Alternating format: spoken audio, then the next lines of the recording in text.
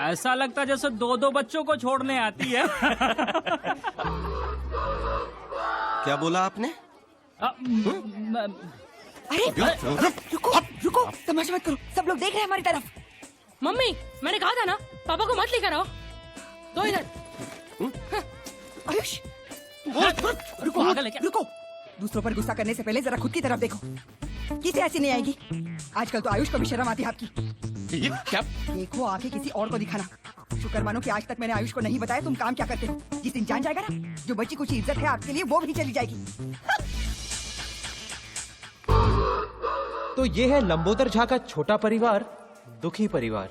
भगवान ने हाइट देने में कंजूसी क्या की और लंबोदर का आसमान छूने का सपना सपना ही रह गया। कोई कुछ भी कहे बॉस, लेकिन साइज मैटर्स।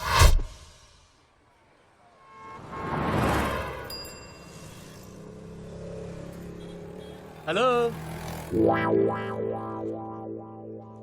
यू, सब ठीक है ना? कैसे हो भाई? क्या कहा तुमने? अरे नहीं, वो बस यूं ही आप रोज की तरह लाइन में खड़े होते हैं, इसलिए मैंने आपको हाई कह तो दिया। इतने सारे लोग लाइन में खड़े हैं, इनको क्यों नहीं स्माइल किया, क्यों नहीं हाई किया? नहीं बस अरे क्या कर रहे हैं? अपने कम कद के फ्रस्ट्रेशन ने लंबोदर को कुछ ज्यादा ही अग्रेसिव बना दिया, और स्पेशली लंबे लोगों को देखकर तो उसका दिमाग कुछ ज्यादा ही खराब हो जाता। लेकिन लंबोदर की लड़ाई सिर्फ ऊंचे कद वालों से ही नहीं थी, अपनी किस्मत से भी थी। देखिए मिस्टर झा, जी मैंने आपकी कुंडली देखी है। हाँ। बाकी तो सब ठीक है, लेकिन अगर आपको आपके जीवन में कुछ परिवर्तन लाना जी है जी जी तो आपको आपके सरनेम का अंत में अक्षर जोड़ना होगा। जी जी झा के बाद हाँ झा के बाद हाँ।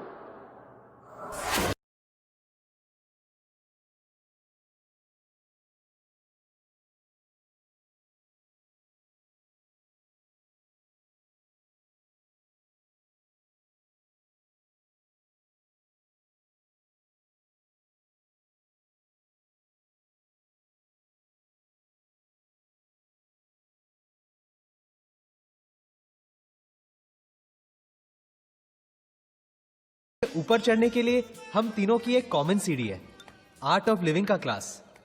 जिंदगी को जीना हम लोगों ने यहीं सीखा। हमारा आर्ट ऑफ लिविंग का क्लास मतलब दारू का खंबा और 3 ग्लास। जिंदगी जीने का इससे सही तरीका और क्या हो सकता है?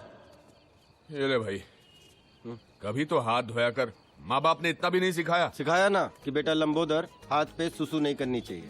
अरे फुल पैक किया डूड, फुल पैक किया। हाथ नहीं धोया तो हाथ नहीं, तो कहने लगा कि आपको आपके सरनेम के अंत में अक्षर जोड़ना चाहिए। क्या? जाके बाद जाके मार।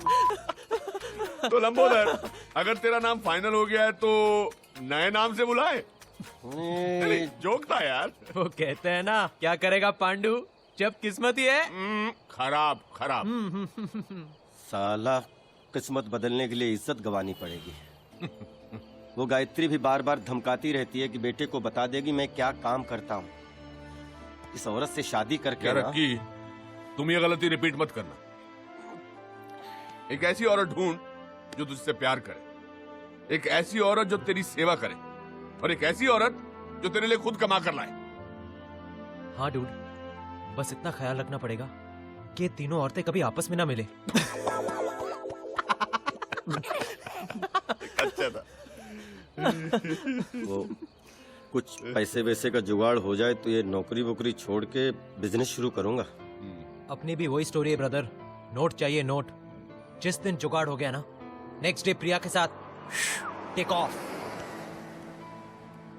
डूड, बहुत लाउड हो रहा है। हाँ? ये लाउड है?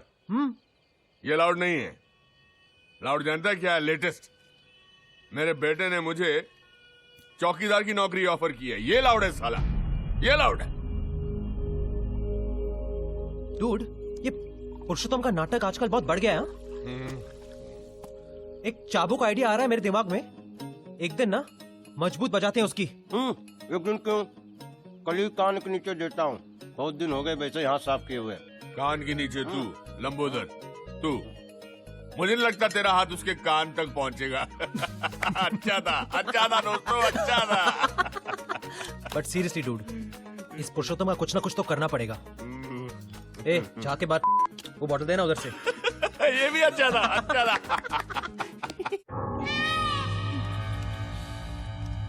खोका, अरे खोका मांगा है, खोका। आप समझते हैं खोका? 1 करोड़। बेटा गलती से रॉन्ग नंबर लग गया होगा, और मुझे लगता है खोका नहीं, कोका कोला मांगा होगा। अरे बाबा, दुबई से फोन आया था, दुबई से। हम कब आते हैं, कब जाते हैं, पूरी इंफॉर्मेशन है उनके पास। यहाँ मेरी पूरी एक तो किसी की नजर में नहीं आया, इसलिए इतना पैसा कमाने के बाद भी इस मिडिल क्लास सोसाइटी में रहते हैं। फिर भी पता नहीं कैसे फोन आ गया। आज की तारीख में बिल्डर होना ही गुनाह है। दवाई, हाँ। मैं तो कहती हूँ आपको पुलिस में जाना चाहिए। वाह, वो कंजूस रसिक लाल ने भी यही गलती की थी। आज स्वर्गलोक कंस्ट्रक्शन का मालिक खुद स्वर्ग में सेटल है। मैं कुछ साल धरती पे ही रहना चाहता हूँ।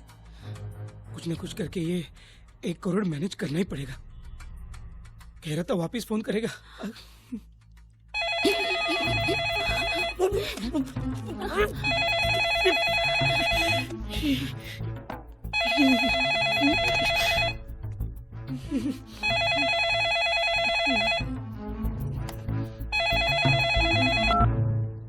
हेलो, ये चिरकुट, हाय हेलो करने के लिए फिर से फोन नहीं किया। पैसे कब दे रहा है बोल। देखिए मैं पुरुषोत्तम का पिता बोल रहा हूँ, रमाकांत जोशी। दरअसल पुरुषोत्तम के पास इतने पैसे नहीं हैं। क्या नाम बोला तूने? जी, रमाकांत जोशी। आप पहले ईरानीवाड़ी में रहते थे क्या? जी हाँ, लेकिन अरे जोशी काका, मैं गजलुल रहमान, आपका गजलू। गजलू? अरे गजलू, गजलू बेटा, इतने सालों बाद। हाँ, याद है ना? अरे तुझे कैसे भूल सकता हूँ, तू तो बचपन से ही आउटलाइन का लड़का था। लेकिन इतना बड़ा गुंडा बनेगा ये कभी नहीं सोचा था, वो भी एनआरआई। क्या काका आप भी? अच्छा ये सब छोड़, ये बता कि तेरा गजलों का शौक अभी भी है कि नहीं? अरे वो कैसे छूट सकता है काका, अभी 2 दिन पहले ही मेरे घर पे जगजीत सिंह का प्रोग्राम रखा था ना। क्या बात कर रहा है? और क्या, पहले 3 गानों के लिए सर पर घोड़ा लगाना पड़ा, फिर बाद में वो मूड में ही छा गया। तू बिल्कुल नहीं बदला। अरे कितनी बार समझाया कि ये रिस्क वाला काम मत किया कर रहे। अरे कैसे छोड़ू काका, जॉब सेटिस्फेक्शन बहुत है ना।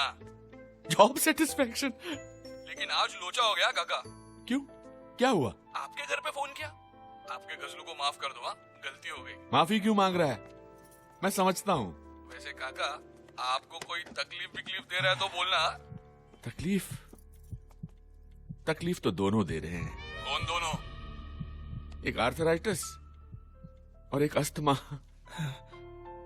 काका, तकलीफ मतलब भाई लोग की तकलीफ। अरे नहीं, हम लोगों को ऐसा क्या। खैर फिर भी कोई बात होगी तो मैं जरूर तुम्हें बताऊंगा। काका अभी फोन रखता है क्या? भाई लागू। अच्छा बेटा, जीते रहो। पापा, आप नहीं होते तो मेरा तो 1 करोड़ गया होता ना। अरे ऐसे कैसे जाने दूंगा? रखवाली करना मेरा काम है, आखिर वॉचमैन जो हूं।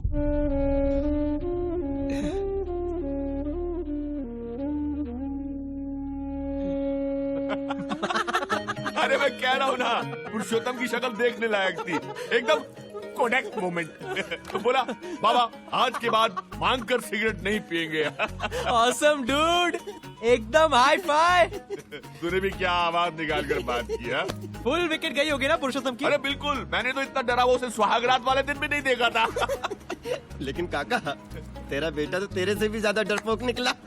अरे मैं तो 2 बार सोचता, वो तो एक पांव पर खड़ा हो गया 1 करोड़ रुपया देने के लिए। यार तैयार हो गया? हाँ। क्या टेप लगा रहा है? नहीं सच कह रहा हूँ, बोला कि पुलिस के पास में नहीं जाऊंगा। तुम देखते ना बात करते उसे। काका 1 मिनट, हाँ। वो 1 करोड़ देने को तैयार है, पुलिस के पास भी नहीं जाएगा। काका की फाइल में भी तो पुरुषोत्तम का हिसाब किताब कुछ 1 करोड़ ही बनता है ना। तो क्यों नहीं, मतलब हेलो ब्रदर, क्यों नहीं हम। सीन लाउड हो रहा है। हाँ, फोन करके बजाई ना उसकी। डूड सिगरेट का पैकेट जेब में लेकर शाइनिंग कर रहा है ना, तो बस इस आइडिया को ना इधर ही धन्यवाद करो। क्या तुम लोग एक्चुअली एक्सटॉर्शन के बारे में सोच रहे हो? अरे एक्सटॉर्शन नहीं यार, इन्वेस्टमेंट है जो मेरे बेटे पर मैंने की है। तो डूड एक्सेप्ट करो कि कभी कभी इन्वेस्टमेंट्स डूबती भी है। अरे ये इतना अच्छा मौका मिल रहा है पैसा कमाने का, तू जो है देखो भाई, अगर मेरी शादी प्रिया के साथ नहीं हुई ना तो मेरी जिंदगी भी तेरी तरह झाके बाट हो जाएगी। पैसे की जरूरत मुझे भी है, लेकिन इस तरह धमका के पैसे निकालने वाले हम कोई क्रिमिनल थोड़ी ना है। ठीक कह रहा है, बिल्कुल ठीक कह रहा है। अरे ठीक कह रहा है ना। जिंदगी भर की कमाई हुई इज्जत जाने से बेहतर है कि अपनी कमाई चले जाए। और वैसे भी पुरुषोत्तम का डरा हुआ चेहरा देखकर मेरा 1 करोड़ रुपया वसूल हो गया। वैसे डूड नाम माइंड ब्लोइंग था ना, गजल रहमान। माइंड ब्लोइंग कहाँ से मिला? बांग्लादेश के किसी क्रिकेटर का नाम क्या है। बात कर रहा? वैसे उसका नाम फजल है। अब इसने